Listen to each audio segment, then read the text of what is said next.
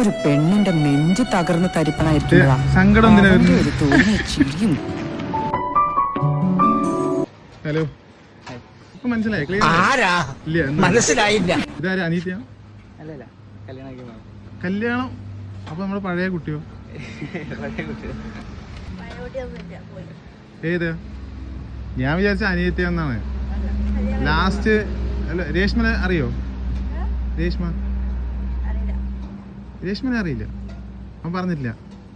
കുറെ കാലമായിട്ട് ഒരു 5-6 കൊല്ലമായിട്ട് ഒരാളുണ്ട് എന്നുള്ളത് അറിയാം. ഇല്ല, ഇവിടത്തെ അല്ല, എറണാകുളത്ത്. കുഴപ്പമില്ലാന്നോ? അതൊന്നും പറഞ്ഞില്ല അല്ലേ? പറഞ്ഞില്ല. അതല്ലാതെ ഒരു കുട്ടി ഉണ്ടായിരുന്നു. പറഞ്ഞിട്ടില്ല. അല്ല, അതൊക്കെ ഓക്കെ. നിങ്ങൾ കല്യാണം കഴിക്കാൻ പോണേ. അപ്പൊ ഞാൻ വിചാരിച്ചു അതൊക്കെ പറഞ്ഞിട്ടുണ്ടെന്ന് പറഞ്ഞു. ഒരു കുഴപ്പമില്ല. അതെന്താ? ഇതൊക്കെ പറയാൻ വേണ്ടിട്ടാണല്ലോ ഇപ്പൊ കണ്ടപ്പോ എനിക്ക്.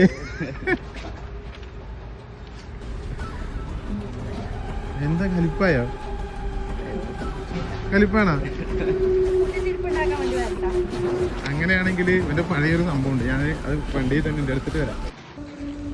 Happy birthday.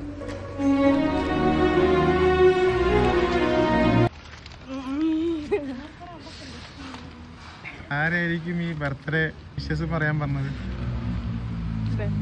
അല്ല, ഇയാളൊന്നും അല്ല, വേറൊരാളത്.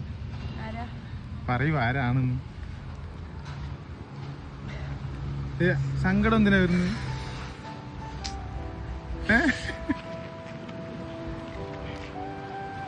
സങ്കടം താനല്ല.